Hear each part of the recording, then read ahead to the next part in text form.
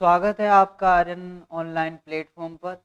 और आज हम हिंदी व्याकरण की कक्षा का हिंदी में वर्ण विचार जो हमारा टॉपिक है वो क्या है। वर्ण विषय वस्तु हमारी क्या है, वर्ण विचार। हम आज पढ़ने वाले हैं वर्ण विचार के बारे में। वर्ण विचार,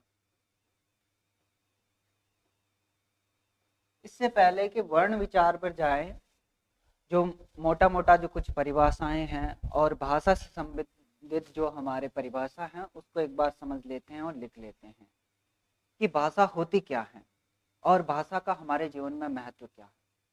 देखिए, भाषा का हमारे जीवन में काफ़ी बहुत ज़्यादा महत्वपूर्ण है। भाषा एक ऐसा हमारा अभिन्न, हमारा मस्तिष्क का अभिन्न अंग ऐसे है, इस प्रकार से है, इस प्रकार आप समझ लीजिए।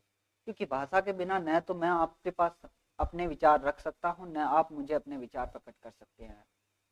तो भाषा एक माध्यम है हमारे विचारों को प्रकट करने का। भाषा क्या है? एक माध्यम है हमारे विचारों को प्रकट करने का। तो भाषा शब्द की जो उत्पत्ति होती है वो किससे होती है? भाषा शब्द की उत्पत्ति होती है संस्कृत के भाष धातु। तो संस्कृत के भाष धातु से भाषा शब्द की उत्पत्ति हुई। भाषा शब्द और इसका अर्थ क्या होता है वो भी जानेंगे। और भाष धातु,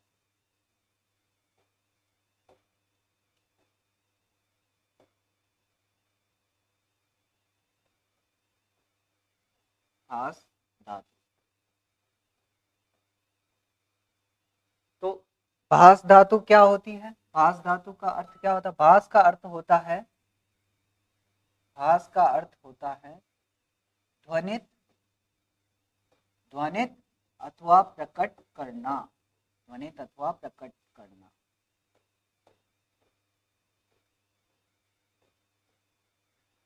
तो हम सबसे पहले आप लिखेंगे भाषा और उसके आगे डैश लगा के आपको लिखना है भाषा शब्द की उत्पत्ति। भाषा शब्द की उत्पत्ति, इधर देखिए, उत्पत्ति। भाषा शब्द की उत्पत्ति संस्कृत के भाष धातु से होती है। भाष धातु से होती है, भाष धातु से होती है, जिसका अर्थ होता है प्रकट करना अथवा ध्वनित। जिसका अर्थ होता है प्रकट करना अथवा ध्वनित। और आगे लिखेंगे आप भाषा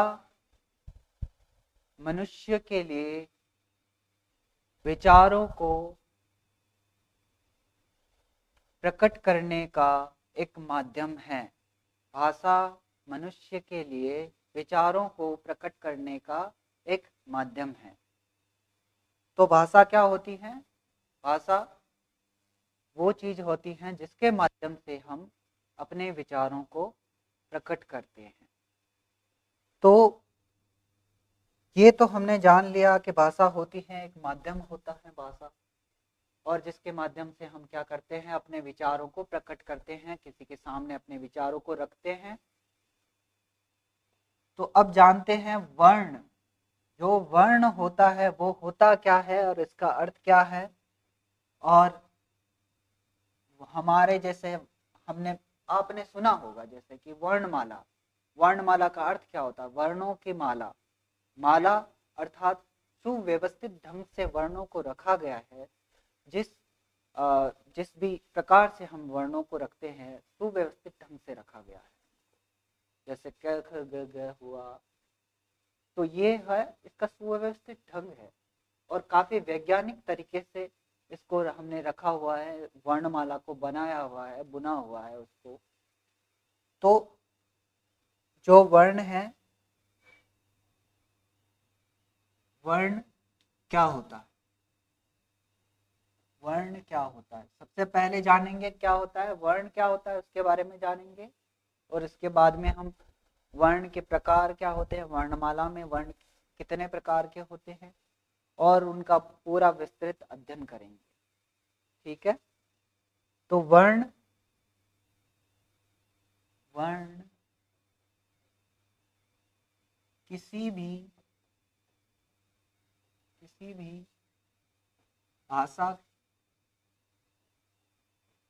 के ध्वनियों से, भाषा की मूल ध्वनियों से जुड़े हुए, भाषा की मूल ध्वनियों से जुड़े हुए, भाषा की मूल ध्वनियों से जुड़े हुए प्रतीक चिन्ह होते हैं। ध्वनियों से जुड़े हुए क्या होते हैं? प्रतीक चिन्ह होते हैं, प्रतीक होते या सिर्फ प्रतीक होते।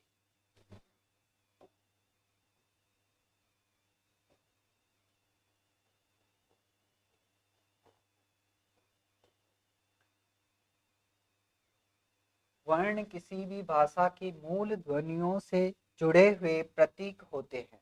वर्ण क्या होते हैं? किसी भी भाषा की मूल जो ध्वनियां हैं होती हैं, यानी कि जो उसकी वर्णमाला होती हैं, उसमें जो ध्वनियां, हर एक ध्वनि होती है। जैसे क है, क से जुड़ा हुआ प्रतीक क्या है? क को जो लिखित में हम लिखते हैं वो क इस प्रकार से लिखते हैं। तो क जो हमारी ध्वनि है, क उस ध्वनि से क्या जुड़ा हुआ है? ये प्रतीक जुड़ा हुआ है, और इसी को क्या कहते हैं? हम वर्ण कहते हैं। अब इस प्रकार से आप देखिए, हर भाषा में हर एक जो उसकी जो वर्णमाला होती है, उसमें उसके जो ध्वनियां होती है, अलग अलग ध्वनियां, उन ध्वनियों के साथ में कुछ ना कुछ प्रतीक जुड़े हुए हैं। और हर भाषा का एक व्याकरण होता है, और उस व्याकरण, ऐसा समझ लीजिए कि किसी भी भाषा का व्याकरण का अध्ययन करना, अर्थात किसी भी भाषा की आत्मा का अध्ययन करना। तो किसी भी भाषा का व्याकरण जो होता है उस भाषा की आत्मा होती है। तो व्याकरण को बहुत ही आप धैर्यपूर्वक और मन लगाकर पढ़िए। व्याकरण जो पढ़ते समय आप पूरा अपना जो ध्यान है व्याकरण में लगाइए, और भाषा के प्रति एक जो होता है, भाषा के प्रति की काफी ज्यादा थकाऊ काम है कि भाषा को किस प्रकार से समझाया जाए। इसलिए भाषा को एक आप समझिए, भाषा को पूरा, उसमें जो होता है हर एक ध्वनि आप देखिए। अब हर एक वर्ण के साथ में एक ध्वनि जुड़ी हुई है। जैसे क है, क के साथ में एक ध्वनि जुड़ी हुई है क की, जो मैं ये ध्वनि क बोल रहा हूँ, ये ध्वनि जुड़ी है। इस प्रकार से कई ध्वनियां मिलकर एक शब्द का निर्माण कर रही हैं। कुछ ध्वनियां मिलकर शब्द का निर्माण कर रही है, शब्द मिलकर वाक्य का निर्माण कर रहे हैं, वाक्य या उपवाक्य का निर्माण, उपवाक्य मिलकर वाक्य का निर्माण कर रहे हैं, और उपवाक्य मिलकर किसी एक गद्य का निर्माण कर रहे हैं, गद्य या पद्य का निर्माण कर रहे हैं, और पद्य और गद्य मिलकर किसका निर्माण करते हैं? ग्रंथ का निर्माण करते हैं। तो एक छोटे छोटे जो ये ध्वनियां होती हैं, इनका कितना महत्व होता है, इसको आप थोड़ा समझ के पढ़ेंगे तो और भी आनंद आएगा, और भी मजा आएगा इसे पढ़ने में। तो चलो, तो शुरुआत करते हैं। हमारे सबसे पहले हम शुरू करेंगे हमारी हिंदी वर्णमाला।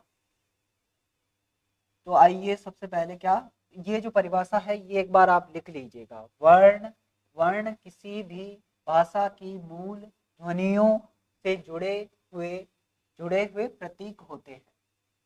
वर्ण क्या होते हैं? किसी भी भाषा की मूल ध्वनियों से जुड़े हुए प्रतीक होते हैं। तो हमारे जो हिंदी वर्णमाला है, हिंदी वर्णमाला में दो तरह के, हिंदी वर्णमाला को मूलतः, सामान्यतः मूलतः कितने भागों में बांटा गया है? दो भागों में बांटा गया है। और वो दो भाग कौन कौन से हैं? और हिंदी वर्णमाला में मेरे को बताइए आपकी कुल कितने जो होते हैं वर्ण होते हैं, कुल कितने वर्ण होते हैं? कुल कितने वर्ण होते हैं? 44 वर्ण होते हैं। कुल कितने वर्ण होते हैं? 44 वर्ण होते हैं, जिसमें से 11 जो वर्ण होते हैं वो होते हैं स्वर होते हैं, 11 स्वर होते हैं, और 33 जो होते हैं व्यंजन होते हैं। 33 क्या होते हैं? व्यंजन होते हैं। 11 स्वर और 33 व्यंजन। 11 स्वर 33 व्यंजन मिलकर क्या बनाते हैं? 44 वर्ण बनाते हैं, जो कि हमारी हिंदी वर्णमाला में कितने की शब्द है या वर्ण है, शब्द नहीं है, वर्ण है। तो एक बार हम सभी वर्णमाला को लिखेंगे। वर्णमाला में जो स्वर हैं, स्वर को लिखेंगे। पहले बस हम लिख रहे हैं, उसके बाद में पहले समझेंगे, उसके बाद में उनकी वर्ण स्वर की जो परिभाषा होती है उसको भी लिखेंगे। जो शब्दावली है उससे जुड़े हुए स्वरों को कितने भागों में विभक्त किया गया है, और उस सब को भी हम व्यवस्थित ढंग से लिखेंगे। लेकिन इससे पहले आप बस समझ लीजिए, अभी लिखिएगा मत, ठीक है? तो जो 11 स्वर है, जो 11 क्या है? स्वर है। तो स्वर कौन कौन से हैं? वो 11 स्वर अ, आ, ई, ई, उ, ऊ, री,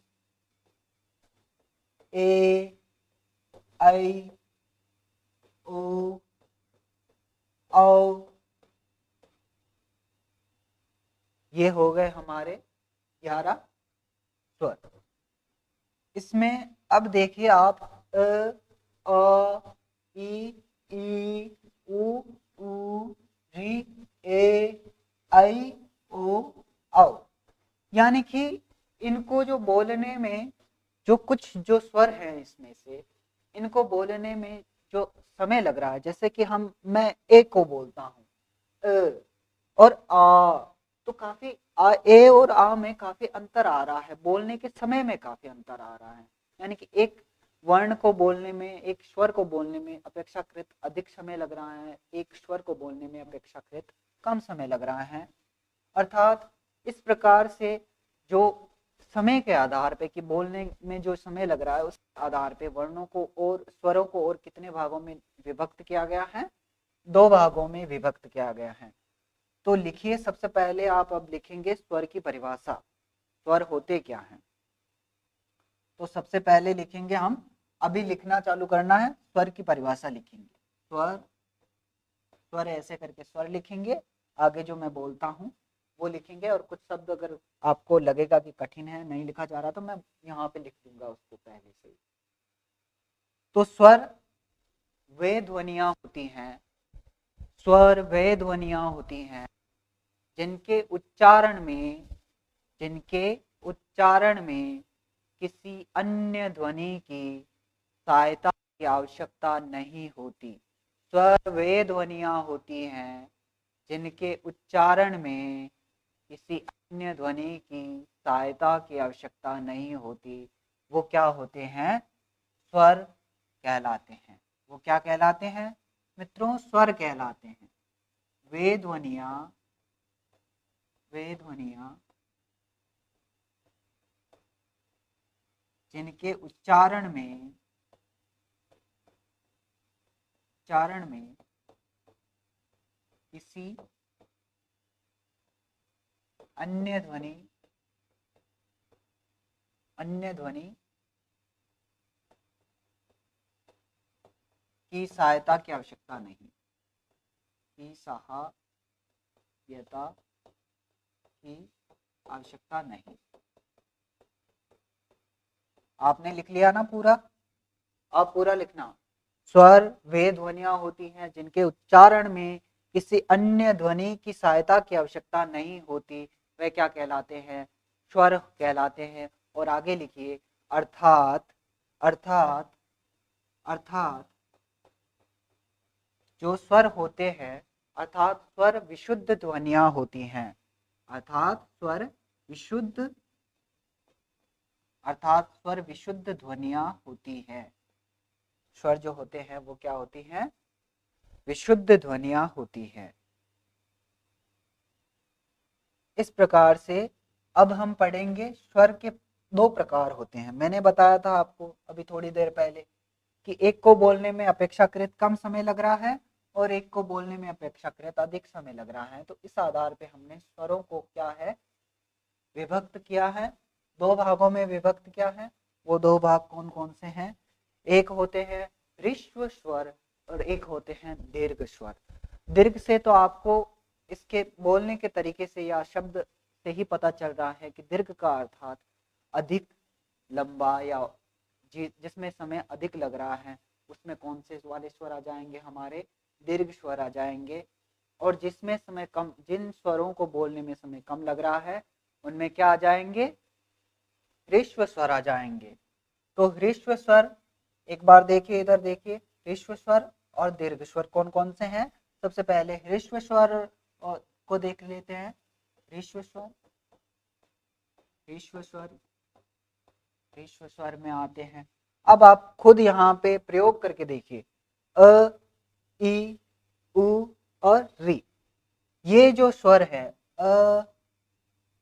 ये जो स्वर है, ये जो स्वर है, अ, ई, उ और री, अ, ई, उ और री, ये सारे के सारे स्वर क्या हो गए?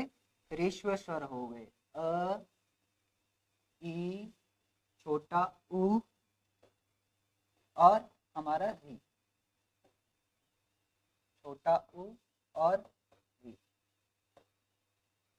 ये हमारे ह्रस्व स्वर। इसको ह्रस्व नहीं बोलते हैं। कई विद्यार्थी अगर किसी को कोई शंका हो इसको बोलने में कि इसको ह्रस्व बोलते हैं क्या, कई विद्यार्थी ऐसे बोलते हैं, तो इसको ह्रस्व ही बोलते हैं। क्योंकि जो ये जो नीचे है के नीचे जो मात्रा लगी हुई है ना, इधर देखिए, है के नीचे एक मात्रा लगी हुई है, वो री की मात्रा, ये इस प्रकार की मात्रा नीचे की तरफ लगी हुई है। तो इससे क्या है, री का स्वर इसमें, री का जो होता है वो इसमें आ जाएगा। तो इसको क्या बोलेंगे? ह्रस्व बोलेंगे, ह्रस्व नहीं बोलेंगे। तो ये हो गया हमारा ह्रस्व स्वर। तो एक बार आप ह्रस्व स्वर की परिभाषा लिखेंगे। अब आप नोटबुक में लिखेंगे कि ह्रस्व स्वर की परिभाषा, ह्रस्व स्वर लिखेंगे और उसके बाद में लिखेंगे आप परिभाषा। उसके बाद में सबसे अंत में लिखना है, इन चारों वर्णों को लिखना है जो कि हमने लिखा हुआ है यहाँ पे, ए, ई, उ और री लिखा हुआ है। ठीक है, तो मैं बोलता हूं, आप परिभाषा लिखेंगे।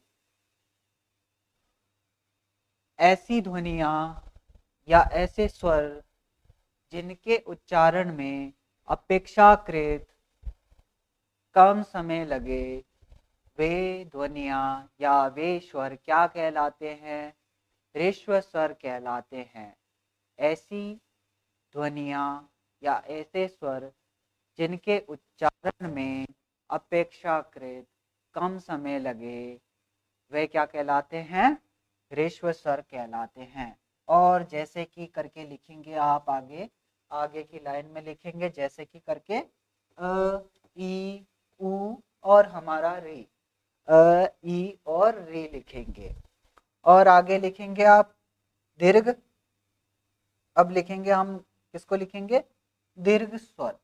जो दीर्घ स्वर है उनको लिखेंगे। ठीक है, दीर्घ स्वरों को लिखेंगे। जो बाकी बचे हुए जो स्वर है ना, जो बाकी बचे हुए स्वर हैं वो क्या हो जाएंगे? हमारे दीर्घ स्वर हो जाएंगे। वो क्या हो जाएंगे मित्रों? दीर्घ स्वर हो जाएंगे। जो बाकी बचे हुए स्वर हैं वो हो जाएंगे दीर्घ स्वर, दीर्घ स्वर।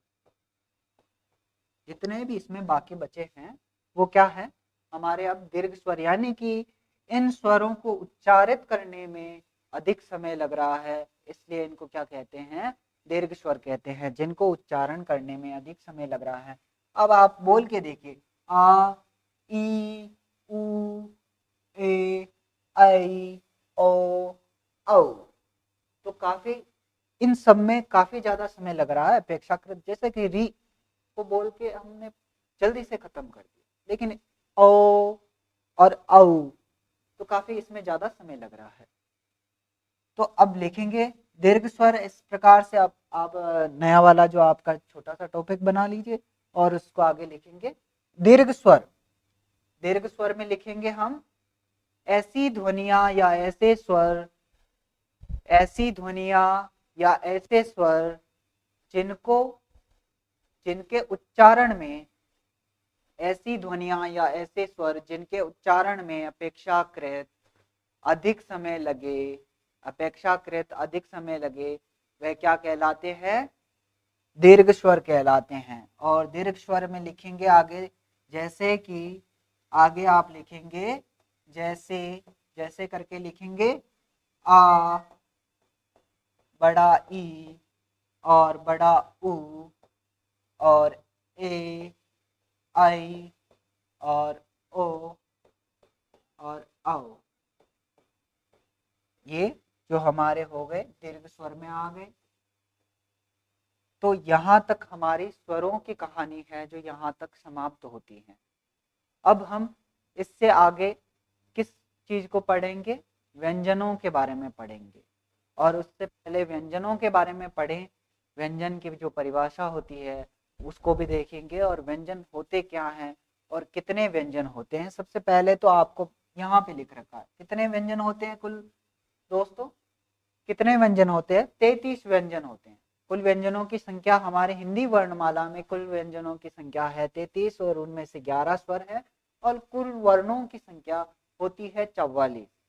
कुल वर्णों की संख्या कितनी होती है? 44। उसमें 4 जो होते हैं संयुक्ताक्षर भी मिलते हैं, 4 संयुक्ताक्षर भी मिलते हैं, तो उससे उनकी संख्या और बढ़ जाती है। तो चलो इसको मैं मिटा रहा हूं। अभी हम व्यंजन के बारे में पढ़ेंगे। अभी हम व्यंजनों के बारे में पढ़ेंगे। चलो तो आओ व्यंजन के बारे में पढ़ते हैं। व्यंजन कौन से? हमारे घर पे बनाए जाने वाले पकवान या मिठाई। व्यंजन कौन से? हिंदी व्याकरण के व्यंजन, वो वाले व्यंजन नहीं जो आप समझ रहे हैं, ठीक है? तो व्यंजन भी कौन से? हिंदी व्याकरण के व्यंजन।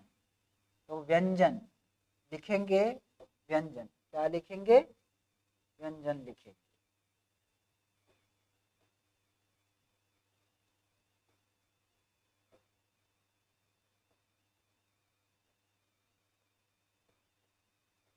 व्यंजन। तो व्यंजन क्या होते हैं? व्यंजन क्या होते हैं? तो आप लिखेंगे, सबसे पहले व्यंजन की परिभाषा लिखते हैं। चलो, व्यंजन वे ध्वनियां, व्यंजन लिख के आगे लिखेंगे, ऐसे निशान बना दीजिए या जो भी आपको अच्छा है इस प्रकार का निशान या कुछ भी बना दीजिए और क्या आगे लिखेंगे, ऐसी ध्वनियां जिनके उच्चारण में स्वरों की सहायता की आवश्यकता होती है, वह क्या कहलाती है? व्यंजन कहलाती है। ऐसी ध्वनियां जिनके उच्चारण में स्वरों की सहायता की आवश्यकता होती है, वे ध्वनियां व्यंजन कहलाती हैं। तो आओ समझते हैं। ऐसी ध्वनियां, सबसे पहले लिख लेते हैं, ऐसी ध्वनियां, ध्वनियां आपने लिख लिया। ऐसी ध्वनियां उच्चारण, जिनका उच्चारण में, मैं इसको थोड़ा सीधा सीधा लिखूंगा, उच्चारण में स्वरों की सहायता की आवश्यकता, स्वरों की सहायता की आवश्यकता, की आवश्यकता।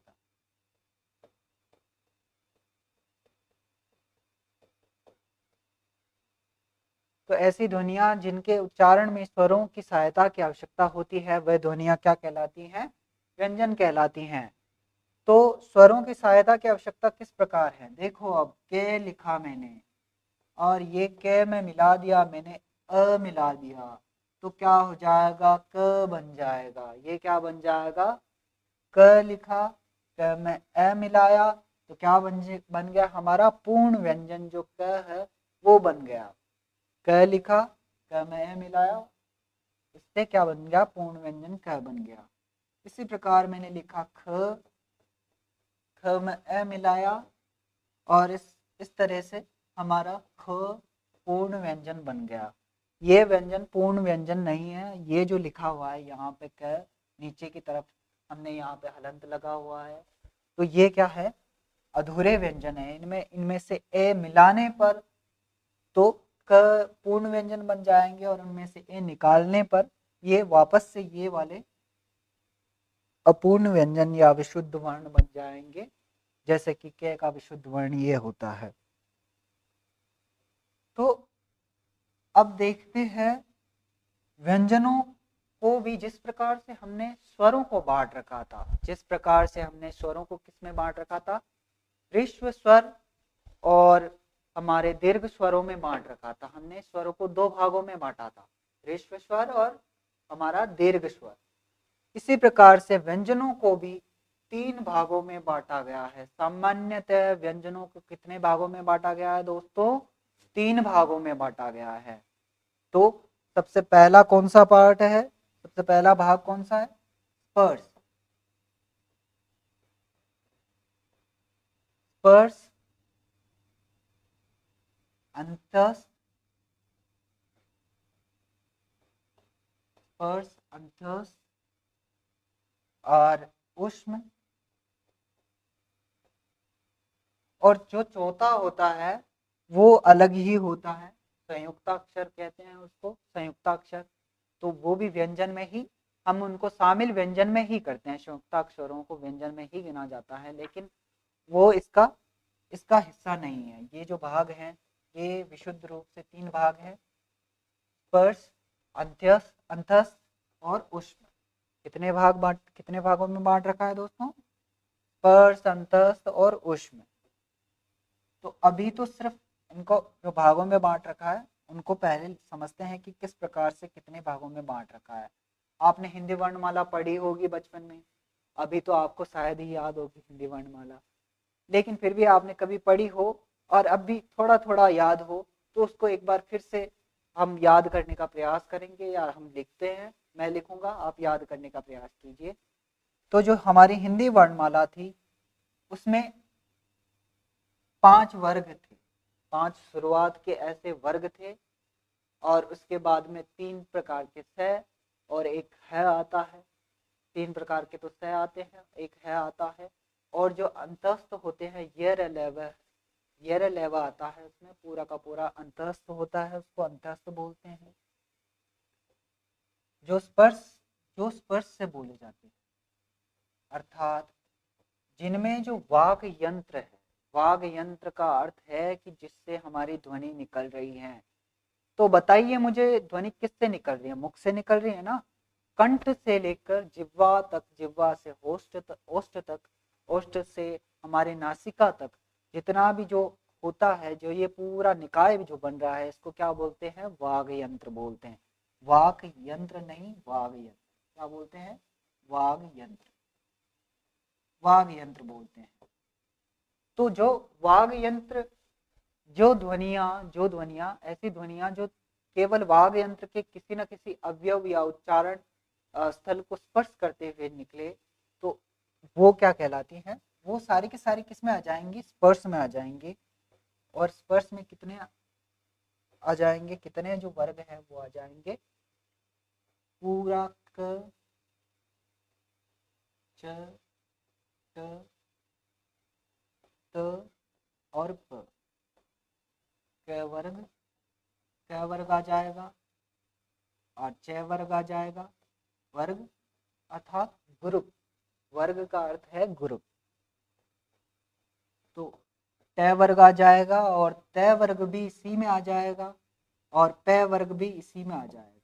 वर्ग जो है इसी में आ जाएगा। क वर्ग में कौन कौन से वर्ण होते हैं, तो क, ख, ग और हमारा ये ग और अंग, इसे क्या बोलते हैं, अंग। इसे क्या बोलते हैं, अंग। ये अड़े या डे नहीं है, ये अड़े या डे नहीं है, ये है अंग। और इसी प्रकार से च, छ, ज, च, छ, ज, य, च, छ, ज, य, च, छ, च छ ज ज और ञ, इसको क्या बोलते हैं? ञ। ञ। इस प्रकार, जिस प्रकार से मैं ध्वनि निकाल रहा हूँ उसी प्रकार से आप ध्वनि को सुनिएगा ध्यान से, और इसी प्रकार से इस ध्वनि को अपने मस्तिष्क में स्थिर करने की प्रयास कीजिएगा। क्योंकि ये जो ध्वनियाँ हैं, ये जो पंचम वर्ण हैं, इन सभी जो वर्गों के पंचम वर्ण हैं, ये पंचम वर्ण सभी एक ही स्थान से या एक ही स्थल से निकलते हुए, या इनको आगे हम जब उच्चारण स्थान से इनको वर्गीकृत करेंगे तो इनको हम एक ही समूह में रखेंगे। नासिक के, इनको नासिक के व्यंजन कहते हैं, इनको नासिक के व्यंजन के रूप में गिना जाता है। तो आगे देखते हैं, ट ट वर्ग में कौन कौन से वर्ण आते हैं? त ट ठ ट ठ ड ढ, ट ठ ड ढ। और यहाँ पे ध्यान रखिएगा, ड और ढ के नीचे कोई भी बिंदी नहीं आती, इसमें कोई भी बिंदी यहाँ पे नहीं लगती जब हम यहाँ पे इस वर्ग में लिख रहे हैं। जो ड के नीचे जो बिंदी आती है, ये ड के नीचे बिंदी आती है, इसको किस प्रकार से बोलते हैं? अड़। इसको क्या बोलते हैं? अड़। इसको इस प्रकार से बोलते हैं अड़। ड के नीचे जो बिंदी लगती है और अड़, जब बिंदी लग जाती है तो अड़ हो जाता है, और ढ के नीचे भी अगर बिंदी लगा दें तो ये भी अढ़ हो जाता है, अढ़ हो जाता है। इस प्रकार से इनको उच्चारित किया जाता है, लिखा नहीं जाता, ठीक है। इनको उच्चारण करते समय अड़ और अढ़ ये ताड़मजात वर्णों में आते हैं, तो इनको अलग प्रकार से उच्चारित किया जाता है। जबकि ये क्या है? ये सिर्फ ड है और ये सिर्फ ढ है। ये क्या है? सिर्फ ड और ढ है। ट ठ ड ढ ण अण, ट ठ ड ढ ण। और त त वर्ग में आते हैं त थ त थ द ध न, द ध न। और प वर्ग में जो आएगा प, प वर्ग में जो आएगा प फ प फ ब भ और म। प वर्ग में कितने आ जाएंगे? यही 5। हर वर्ग में कितने अक्षर हैं या कितने जो हमारे वर्ण हैं? 5-5 वर्ण प्रत्येक वर्ग में है। 5-5 वर्ण है, जो हर एक वर्ग में कितने वर्ण हैं? 5-5 वर्ण।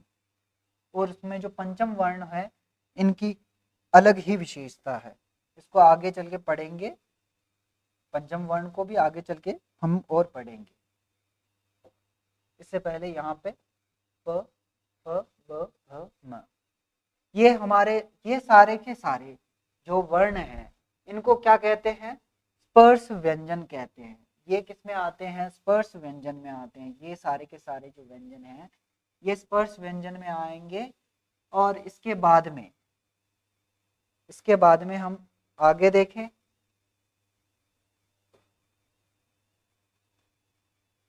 आगे देखें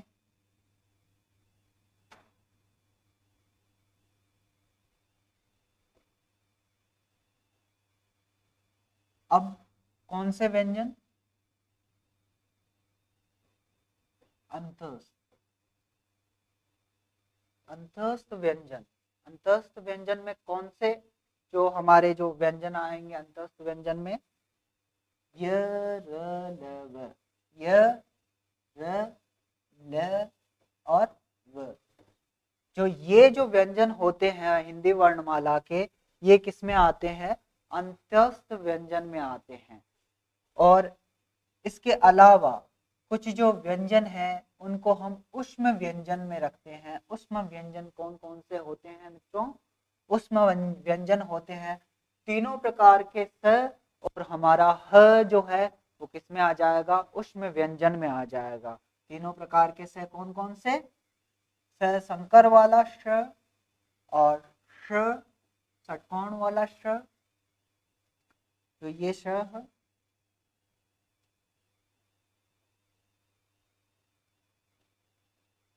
षटकोण वाला श, और सरिता वाला स, और ये हो गया हमारा ह।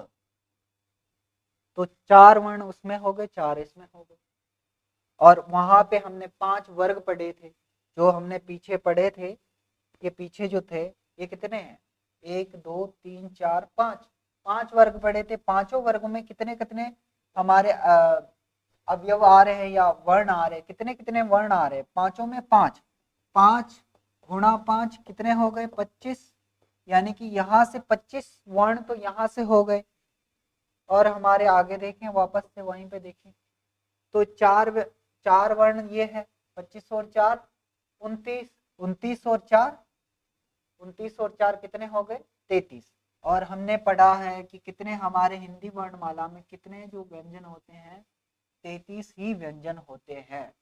29 और 4 33 हो गए ना, तो 33 व्यंजन हमारे पूरे हो गए। तो अब यहाँ पे एक और चीज आती है जिसको कहते हैं संयुक्ताक्षर। क्या कहते हैं, संयुक्ताक्षर। संयुक्ताक्षर ये भी कितने होते हैं, इनकी संख्या भी संयुक्ता हिंदी में संयुक्ताक्षरों की संख्या भी 4 है, जिसमें क्ष, क्ष, त्र, क्षत्रज्ञ,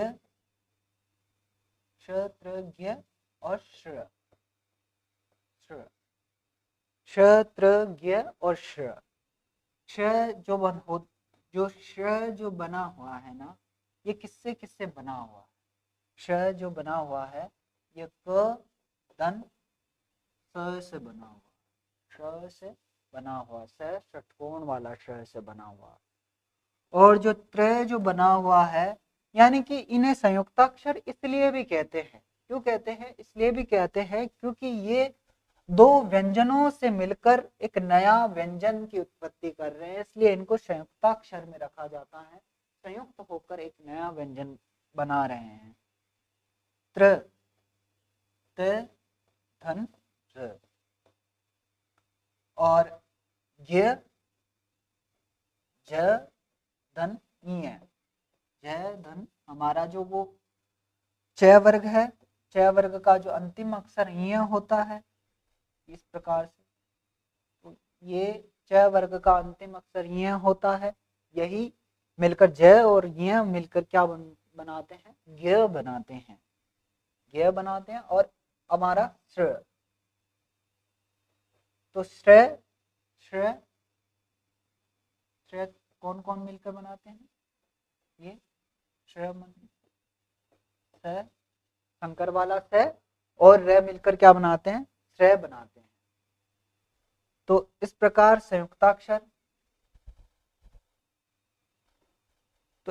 संयुक्ताक्षर भी हो गए। तो आज की क्लास यहीं विराम देते हैं। हम अगली क्लास में इनके उच्चारण स्थान से, जो इनके उच्चारण स्थान के आधार पर इनका जो वर्गीकरण किया गया है, विभक्त किया गया है, वो उसके बारे में पढ़ेंगे विस्तार से। और आज के लिए इतना ही, धन्यवाद।